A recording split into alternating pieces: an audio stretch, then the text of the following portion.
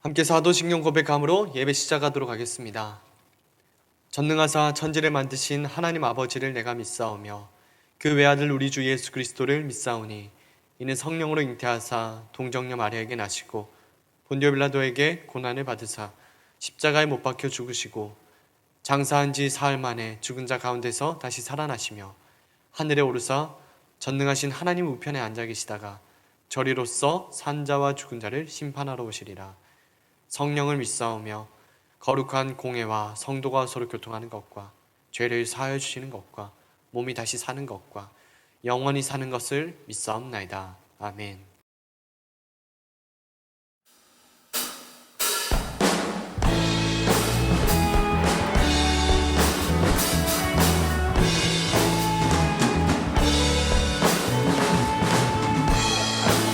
우리 함께 주님께 마음을 드리면서 찬양하기 원합니다. 할렐루야. 산과 시내와 산과 시내와 붉은 노을과 강의 모든 것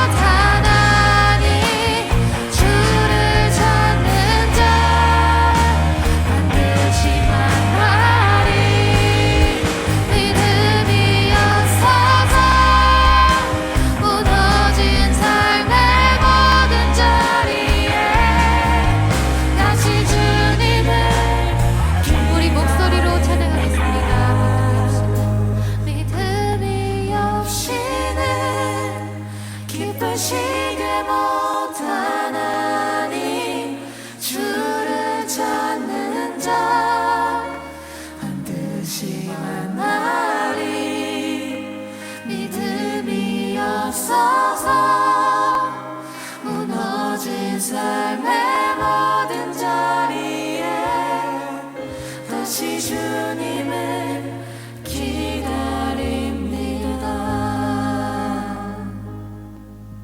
다시 주님을 기다립니다.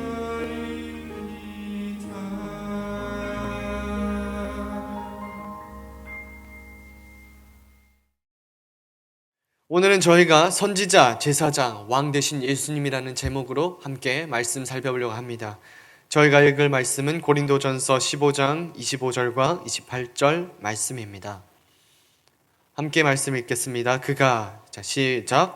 그가 모든 원수를 그 발 아래에 둘 때까지 반드시 왕 노릇하시리니 만물을 그에게 복종하게 하실 때에는 아들 자신도 그때에 만물을 자기에게 복종하게 하신 이에게 복종하게 되리니 이는 하나님이 만유의 주로서 만유 안에 계시려 하심이라. 아멘.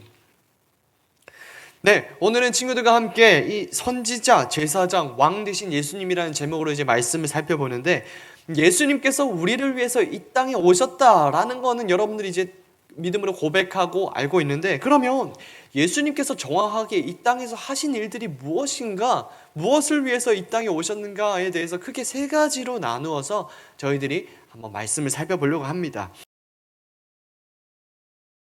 먼저 예수님께서는 선지자로 이 땅 가운데 오셨습니다. 이 선지자는 그러면 어떤 일을 하시는가 이렇게 우리가 알아야 되지 않겠습니까?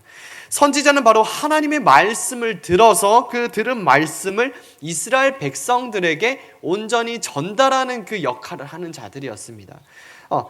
이 선지자들을 한번 예시를 들어보겠습니다. 우리가 가장 잘 아는 선지자는 모세가 있습니다. 모세는 하나님과 특별히 상당히 이렇게 친밀한 관계를 유지하였던 선지자였습니다. 모세는 어떤 말씀을 하나님께 받아들였으며 이스라엘 백성들에게 전달하였을까요? 네, 바로 이스라엘 백성들을 애굽에서 탈출시키는데 가장 큰 쓰임을 받았던 자가 이 모세 아닙니까? 이스라엘 백성들에게 하나님께서 너희들을 애굽에서 이제 탈출하여서 아브라함과 약속하신 그 땅으로 이끌어 가실 것이다 라는 이스라엘 백성들의 그 탈출에 대한 말씀을 전했습니다. 또 어떤 일들이 있었냐면, 모세가 가장 여러분들이 잘 아는 거 있을 겁니다. 십계명을 받았지 않습니까? 하나님께서 이스라엘 백성들에게 그럼 어떻게 살아라, 이런 말씀들이 십계명에 담겨 있지 않습니까? 그런 이스라엘 백성들의 어떤 삶의 규례적인 부분들이나 또 도덕적으로 또 어떻게 살아가야 되는지, 이스라엘 국가의 법은 어떻게 되어야 되는지, 성전은 어떻게 지을 것이며 예배는 그럼 어떻게 드려야 되는지, 이런 이스라엘 백성들이 살아야 하는 어떤 그런 삶에 대한 부분이나 하나님께서 또 특별히 이스라엘 백성들의 그 삶에 대해서 명령하고자 하시는 부분들을 시내산에 올라가서 직접 받았고 또 이스라엘 백성들에게 내려와서 전달하죠. 네, 또 다른 선지자들은 어떤 선지자들이 있을까요? 네, 다윗의 죄를 고발하였던 나단 선지자나, 그리고 예레미야, 우리가 큐티하고 있는 친구들 알 겁니다. 예레미야 어떤 말씀 선포합니까? 이스라엘 회개하지 않으면 너희 멸망할 거야. 이스라엘 그러니까 바벨론에게 멸망하기 전에 회개하면서 돌아와 라는 어떤 그런 경고의 메시지들, 이런 다양한 선지자들이 사실은 하나님의 말씀을 전달해 왔었습니다. 다시, 선지자는 어떤 일을 하는 자들이었다고요? 하나님의 말씀을 들어서 그냥 자신만이 가지고 있는 것이 아니라 이스라엘 백성들에게 잘 전달하게 하는 것, 온전히 전달하는 것, 그것이 선지자들의 사명이었습니다. 예수님께서는 가장 완벽한 선지자로 이 땅 가운데 오셨습니다. 예수님이 지금까지 있었던 이 선지자들과 차원이 다릅니다. 요한복음 8장 25절 26절 한번 보도록 하겠습니다. 그들이 말하되, 함께 읽겠습니다. 시작. 그들이 말하되 내가 누구냐? 예수께서 이르시되 나는 처음부터 너희에게 말하여 온 자니라. 내가 너희에게 대하여 말하고 판단할 것이 많으나 나를 보내신 이가 참되심에 내가 그에게 들은 그것을 세상에 말하노라 하시되. 예수님 언제부터 계신 분이었죠? 처음부터 태초에 하나님과 함께 계셨던 삼위일체 하나님이십니다. 하나님이시며 하나님의 아들이시죠. 그가 처음부터 너희에게 말하여 온 자니라, 하나님의 말씀 그 자체가 예수 그리스도였습니다. 나는 그에게서 들은 것을 세상에 말하노라 라고 이야기하십니다. 예수님께서 하나님이시자 하나님과 함께 계신 그 하나님의 아들로서 하나님의 생각과 마음을 그 누구보다 잘 아시는 분이셨겠죠. 그래서 그 하나님의 그 생각과 뜻을 이 땅 가운데 직접 내려오셔서 육신의 몸을 가지시고 하나님의 그 말씀을 선포하시는 것입니다. 하나님의 말씀을 가장 잘 아시는 분이 직접 이 땅 가운데 오셔서 그 말씀을 전하시니 그 어떤 선지자보다 더 명확하고 더 정확하게 하나님의 말씀을 전하실 수 있으신 분이시죠. 골로새서 2장 3절 말씀입니다. 함께 읽겠습니다. 시작. 그 안에는 지혜와 지식의 모든 보화가 감추어져 있느니라. 지금까지 선지자들이 예언해 왔던 그 구원자가 누구인지 우리는 알고 있습니다. 예수 그리스도시죠. 그 구원자가 누구신지 자신의 삶을 통하여서 또 보여주시고, 또 모세가 아까 전에 얘기했듯이 시내산에서 받았던 그 수많은 율법들도 하나님께서 정말로 그러면 그 법을 주시는 그 마음이 무엇일까? 어떻게 사람들에게 그러면 살아가기를 원하시는가에 대한 그 율법에 대한 설명도 해주시고, 앞으로 그러면 있을 심판은 어떤 것인지, 또 예수님 다시 오시는 그날까지 이 백성들은 이 땅에서 어떻게 살아가야 하는 것인지 등에 대해서 다양한 방면으로 예수님께서 하나님의 그 말씀을 전해주시는 것이었습니다. 예수님은 바로 이 하나님의 말씀을 직접 선포하시는 그 부분에 있어서는 참 선지자의 역할을 하신 것이죠. 두 번째입니다. 예수님은 제사장으로서 이 땅 가운데 오셨습니다. 이 제사장은 구약시대 때 제사를 담당하던 사람들이었습니다. 이스라엘 백성들과 하나님과의 그 관계 속에서 하나님께서는 제사를 드리라고 말씀하셨습니다. 이 제사를 드려서 동물들의 피가 있어야 이 관계가 형성될 수 있다. 그렇기 때문에 너희들은 하나님께 제사를 드려라. 죄가 있다면 동물들을 잡아서 피를 흘리고 하나님께 제사를 드려서 그 관계가 화목하게 될 수 있도록 계속해서 노력하여라 라고 말씀하셨습니다. 이 이스라엘 백성들과 하나님과의 그 관계를 회복하기 위해서 제사가 필요하다 했는데 그 제사를 담당하던 자들이 바로 제사장들이죠. 국가적인 죄를 위하여서 제사를 드리기도 하였고, 개인적인 죄를 위하여서 또 그 제물들을 통하여 제사를 드려지기도 하였고, 감사를 위한 제사를 드려지기도 하였고, 모든 제사를 담당하였습니다. 그러니 제사장들은 완벽한 제사장들이 아니었고, 또 이 제사가 완벽한 제사가 아니었습니다. 자, 보세요. 대제사장들이 자신들에게 죄가 있습니까? 없습니까? 죄가 있어요. 죄를 사하는 역할을 맡은 자들인데도 불구하고 인간이기 때문에 그들 역시 자신들의 죄를 먼저 사하여야 하는 어떤 의무가 있었던 것입니다. 이 대제사장들이 죄가 있었고요. 또 한번 보도록 하겠습니다. 히브리서 7장 23절에 이렇게 이야기하고 있습니다. 제사장 된 그들의 수요가 많은 것은 죽음으로 말미암아 항상 잊지 못함이로되. 또 이 제사장들은 어떻습니까? 수요가 많아야 된다라고 하고 있습니다. 자, 제사장들은 제사를 담당하는 일을 하지만 이 인간이기 때문에 언젠가는 늙어 죽기 때문에 이 제사를 영원히 드려줄 수 있는 사람들이 아닙니다. 그래서 자신의 그 제사장의 직분을 그 다음 사람들에게 물려주어야 했습니다. 그렇기 때문에 이 제사장은 완벽한 제사장이 아니었습니다. 또 히브리서 10장 3절과 4절의 말씀은 또 한번 보도록 하겠습니다. 자, 그러나 이 제사들에는 해마다 죄를 기억하게 하는 것이 있나니 이는 황소와 염소의 피가 능히 죄를 없이하지 못함이라. 제사를 드립니다. 분명히 하나님과 인간들의 그 관계를 회복하기 위해서는 이 동물들의 피가 필요하다라고 이야기를 하는데, 이 동물들의 피가 의미하는 것은 인간들의 죄를 완전히 사할 수 있다라고 이야기하는 것이 아니죠. 왜요? 사람의 가치보다 이 동물들이 늘 더 귀할 수가 없습니다. 이 동물들은 사람과 비교할 수는 없죠. 그런데 이 동물들이 죽음으로 말미암아서 인간들의 죄를 씻을 수 있느냐? 없다. 왜? 인간보다 동물들이 더 귀하지 않기 때문이다 라고 이야기하고 있습니다. 그렇다면 무엇입니까? 이 제사에서 흘리는 이 피는 사실은 상징적인 것이다 라고 이야기하고 있습니다. 왜? 동물들이 인간들을 대체할 수 있는 어떤 그런 것들이 아니기 때문이다. 인간들을 대신하기 위해서는, 인간들의 죄를 대신하기 위해서는 인간보다 훨씬 더 고귀한 것들이 죽어야 된다는 것을 우리들은 살펴볼 수 있죠. 자, 다시 요약하자면 제사장들은 완벽한 제사장들이 없었습니다. 그들도 인간이기 때문이죠. 뿐만 아니라 이 제사도 완벽한 제사가 아니라는 것이죠. 왜요? 그 제물이 완벽한, 인간보다 더 고귀한 그런 제물이 아니기 때문입니다. 자, 그러나 이제 예수님께서 완전한 제사장으로 이 땅 가운데 오신 것입니다. 베드로전서 1장 19절과 히브리서 10장 10절, 14절 함께 보도록 하겠습니다. 함께 읽겠습니다. 오직 시작. 오직 흠없고 점없는 어린 양 같은 그리스도의 보배로운 피로 된 것이니라.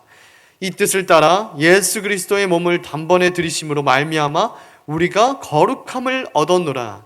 그가 거룩하게 된 자들을 한 번의 제사로 영원히 온전하게 하셨느니라. 자, 한번 보겠습니다.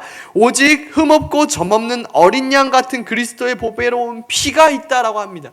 예수 그리스도께서 십자가에 달려 죽으신 것을 우리가 기억합니다. 그 예수 그리스도의 십자가 죽으심은 어떤 것을 의미하느냐? 자, 10절 이 뜻을 따라 예수 그리스도의 몸을 단번에 들이심으로 말미암아 우리가 거룩함을 얻었노라. 예수 그리스도는 우리보다 그 어떤 인간들보다 고귀한 자입니다. 하나님이시기 때문입니다. 그래서 하나님의 죽으심은 그 단번에 죽으심으로 말미암아 이 세상에 예수 그리스도를 믿는 모든 자들의 죄를 씻을 만큼 완전한 제물이 되셨다라는 것을 우리가 알 수 있습니다. 그리고 그가 거룩하게 된 자들은 한 번의 제사로 영원히 온전하게 하셨느니라. 자, 예수님께서 죄가 단 하나도 없으신 하나님이신 인간 되신 예수님께서 스스로 무엇이 되셨냐면 제사장이 되신 것입니다. 제사장이 되신 것입니다. 이 제사장으로서 우리를 위하여서 친히 제사를 드리신 것입니다. 하나님과 인간과 그 사이에 그 관계를 회복하기 위해서 피가 필요한데 이 제사를 담당하는 자가 누구였냐면 예수님이라는 것이죠. 예수님께서 지금까지는 동물들을 통하여서 부족한 제사가 드려졌다면 이제는 자신의 몸을 제물로 드려서 영원한 제사, 한 번의 영원한 제사를 드렸다라는 것입니다. 동물을 죽이듯이 이제 자신의 몸을 죽이시고 자신의 피를 온전히 흘리셔서 인간이 처해야 하는 그 죽음을 대신해서 완전히 이 제사를 이루신 것이죠. 예수님은 어떤 제사장이었습니까? 죄가 하나도 없는 제사장이었습니다. 예수님께서 드렸던 그 제물은 어떤 제물이었습니까? 자신의 몸을 드림으로 말미암아 죄가 하나도 없는 모든 인간들보다 더 가치가 있으신 바로 하나님, 예수님께서 직접 자신의 몸을 제사로 드린 것이죠. 그래서 예수님이 드린 이 제물, 자신의 몸을 드렸으니 이 제물은 완전한 제물이었으며 예수님께서 드렸던 그 한 번의 십자가의 사건은 하나님께 올려드리는 완전한 제사였던 것입니다. 이 예수 그리스도의 제사로 말미암아 이제는 이전에 있었던 그 동물들을 계속해서 죽여야 했던 그 제사가 필요가 없어진 것입니다. 왜입니까? 완벽하잖아요. 완전한 제사장이 완벽한 제사를 드렸으니 이제 그 어떤 제사가 필요가 없는 것입니다. 왜요?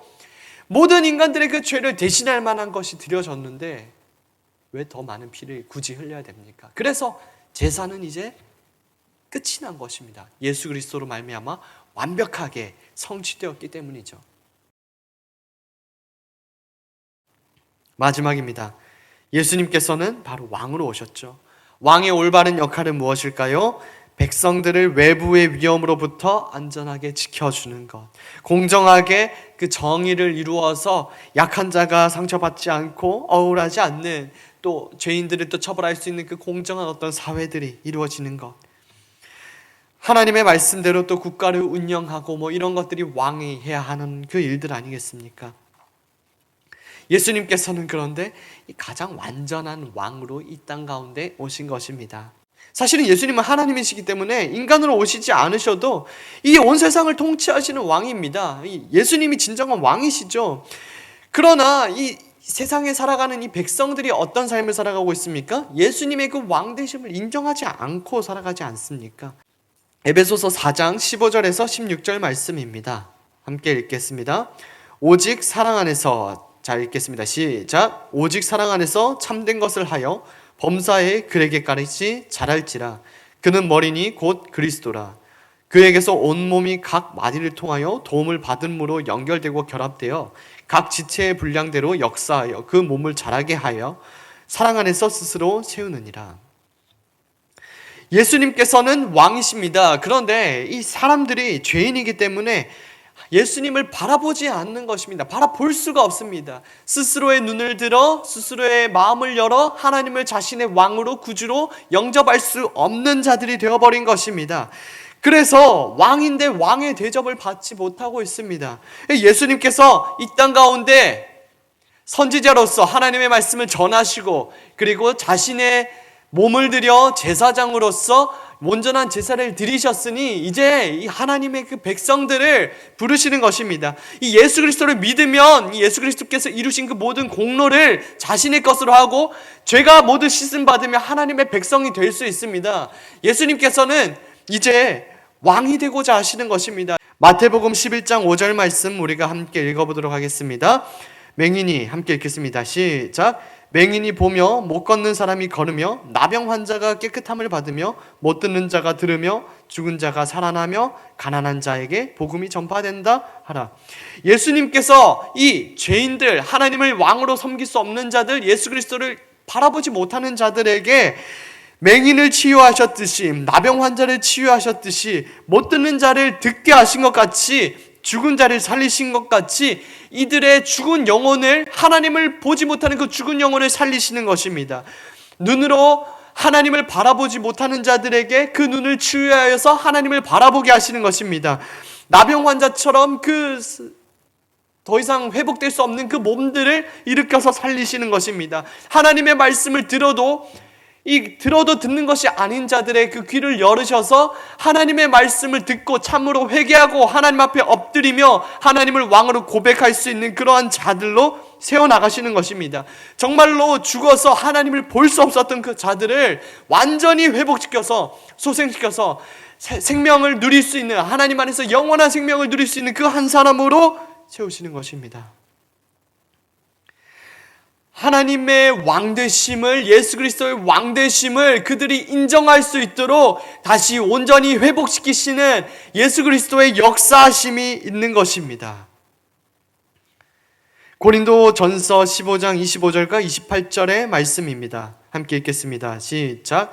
그가 모든 원수를 그 발 아래 둘 때까지 반드시 왕노릇 하시리니 만물을 그에게 복종하게 하실 때에는 아들 자신도 그때의 만물을 자기에게 복종하게 하신 이에게 복종하게 되리니 이는 하나님이 만유의 주로서 만유 안에 계시려 하심이라. 아멘. 죄인들에게 나타나서 다시 왕이 되신 예수님을 볼 수 있습니다. 예수님께서는 이제 성령님을 이들에게 보내셔서 아직 연약한 몸을 가지고 살아가는, 이 세상을 살아가는 그 하나님의 백성들에게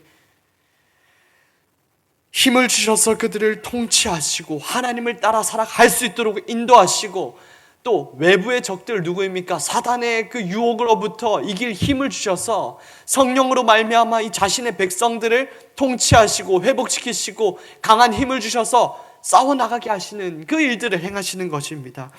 그리고 이 하나님의 백성들을 통하여서 그들만 이렇게 보호하시는 것이 아니라 이들에게 다시 세상 가운데 하나님의 말씀을 들고 나아가서 하나님의 백성들을 전도하고 또 회복시키는 자리로 초청하는 그 일들을 하시는 것입니다. 언제까지요? 예수님께서 이 땅에 다시 오셔서 최후 심판이 있는 그 날까지 하나님의 백성들을 끊임없이 회복시키시고 통치하시고 인도하여 나가시는 그 일들을 예수 그리스도께서 하신다는 것이죠. 예수님은 바로 완전한 왕이십니다. 이제 결론을 맺도록 하겠습니다. 예수님께서는 참 선지자로 이 땅 가운데 오셨습니다. 예수님께서는 참 제사장으로 이 땅 가운데 오셨습니다. 그래서 이제 참 왕으로 우리들의 마음을 통치하시고 우리들의 마음을 하나님께로 나아가도록 인도하시고 계십니다. 오늘은 특별히 이 마지막 예수 그리스도의 왕되심을 기억하며 하나님 정말 나의 왕 되시는군요. 내가 하나님을 왕으로 삼게 하도록 하시기 위해서 이렇게 선지자로 오셨고 제사장으로 오셨군요. 아버지 너무나 감사합니다. 내 삶의 왕이 되어주시옵소서라고 고백하는 여러분들이 되기를 주님의 이름으로 축복합니다. 우리가 회복된 눈으로 무엇을 하고 있을까? 다시 한번 여러분들의 삶을 점검하며 우리를 회복시키시는 예수 그리스도의 사랑을 향하여 우리의 왕되심을 고백하는 그 자리로 다시 나아갈 수 있는 귀한 시간 되기를 주님의 이름으로 축복합니다. 기도하도록 하겠습니다. 하나님, 우리에게 참된 선지자로 오신 예수 그리스도 날마다 감사함으로 찬양하기를 원하옵니다. 아버지, 우리가 날마다 예수 그리스도께서 주신 그 말씀을 기억하며 또 예수 그리스도를 생각하며 하나님이 기뻐하시는 그 삶을 살아가기 위해 애쓰기를 원합니다. 그리고 예수 그리스도께서 한 번의 영원한 제사를 드리셨습니다. 우리의 참된 제사장 되신 예수님, 우리를 위하여서 죽으신 그 십자가를 날마다 기억하게 하여 주시옵소서. 그리고 우리의 왕 되신 예수님, 우리의 왕이시나 우리가 때때로는 주를 왕으로 섬기지 않고 내가 날마다 또 왕으로 또 그 자리를 빼앗으려고 우리의 마음 안에서 끊임없이 싸울 때가 있습니다. 주님, 우리의 연약함을 다시 한번 고백합니다. 아버지, 우리 연약함을 용서해 주시고 하나님 안에서 날마다 하나님을 왕됨으로 또 생각하며 끊임없이 싸워나갈 수 있는 아버지 믿음의 주님의 자녀들 되게 하시옵소서. 우리 마음 안에 주여 은혜를 더하여 주옵소서. 그리고 아버지, 우리만 이 참된 예수 그리스도의 왕되심을 믿고 살아가는 것이 아니라 우리의 사랑하는 가족과 또 우리의 사랑하는 친구들에게 또 예수 그리스도의 그 사랑을 전하며 살아갈 수 있는 그런 귀한 주님의 자녀 되기를 원합니다. 주여, 이 세상 가운데 주의 왕되심을 선포하는 그런 믿음도 허락하여 주옵소서. 감사합니다. 예수님의 이름으로 기도드립니다. 아멘.